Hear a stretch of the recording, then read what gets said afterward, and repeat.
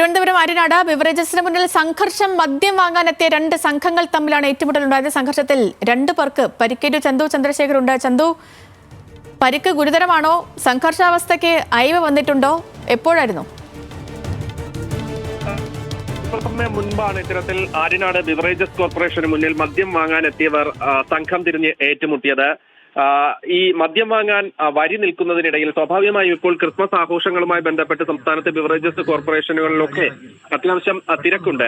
അതുകൊണ്ട് തന്നെ വരി നിൽക്കുന്നതുമായി ബന്ധപ്പെട്ടുണ്ടായ തർക്കമാണ് ഇത്തരത്തിൽ കയ്യാങ്കളിയിൽ കലാശിച്ചതെന്നാണ് മനസ്സിലാക്കാൻ കഴിയുന്നത്. ഈ വരി തെറ്റിച്ച് ഒരാൾ മദ്യം വാങ്ങാൻ ശ്രമിച്ചു. തുടർന്ന് ഈ വരിയിൽ നിൽക്കുന്നവർ ഇത് ചോദ്യം ചെയ്തു.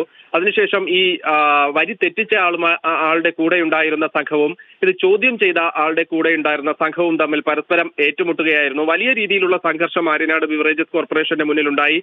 കുറച്ചധികം സമയം തന്നെ പരസ്പരം അങ്ങോട്ടും ഇങ്ങോട്ടും വലിയ രീതിയിൽ കയ്യാങ്കളിയിലേക്ക് കാര്യങ്ങൾ നീങ്ങുന്നുണ്ടായിരുന്നു. തുടർന്ന് ബിവറേജസ് കോർപ്പറേഷൻ ജീവനക്കാരാണ് പോലീസിനെ വിവരമറിയിച്ചത്. പോലീസ് എത്തുമ്പോഴേക്കും ഇവർ അവിടെ നിന്നും പോയിരുന്നു. 2 പേർക്ക് ഇതിൽ പരിക്കുണ്ട്. പരിക്ക് ഗുരുതരമല്ല, നേരിയ പരിക്കുണ്ടെന്നാണ് നമുക്ക് മനസ്സിലാക്കാൻ കഴിയുന്നത്. എന്തായാലും ഇതുവരെയും ഇതുമായി ബന്ധപ്പെട്ട് ആരും പോലീസ് സ്റ്റേഷനിൽ പരാതി നൽകിയിട്ടില്ല. പക്ഷേ ഇപ്പോൾ വാർത്തകളൊക്കെ പുറത്തു വന്നതിന് ശേഷം ഈ പരിക്ക് പറ്റിയവർ പരാതിയുമായി ആര്യനാട് പോലീസിനെ സമീപിച്ചിട്ടുണ്ട്. എന്തായാലും ഇതുമായി ബന്ധപ്പെട്ട് പരാതി കിട്ടുന്നതിന് മുൻപ് തന്നെ പോലീസ് പരിശോധന ആരംഭിച്ചിട്ടുണ്ട്. കാരണം ഇതിന്റെ CCTV ദൃശ്യങ്ങൾ, ഈ സംഘർഷത്തിന്റെ CCTV ദൃശ്യങ്ങൾ പുറത്തു വന്നിരുന്നു. ഇത് ബിവറേജസ് കോർപ്പറേഷനിൽ സ്ഥാപിച്ചിരുന്ന CCTVയിൽ നിന്നാണ് ദൃശ്യങ്ങൾ പുറത്തു വന്നത്. അതിൽ വലിയൊരു കൂട്ടത്തല്ല് തന്നെ ബിവറേജസ് കോർപ്പറേഷന് മുന്നിൽ നടന്നതായി മനസ്സിലാക്കാൻ കഴിയും. എന്തായാലും പോലീസ് അന്വേഷണം ആരംഭിച്ചിട്ടുണ്ട്. നടപടി ഉണ്ടാകുമെന്നാണ് മനസ്സിലാക്കാൻ കഴിയും. ഓക്കെ ചന്തു.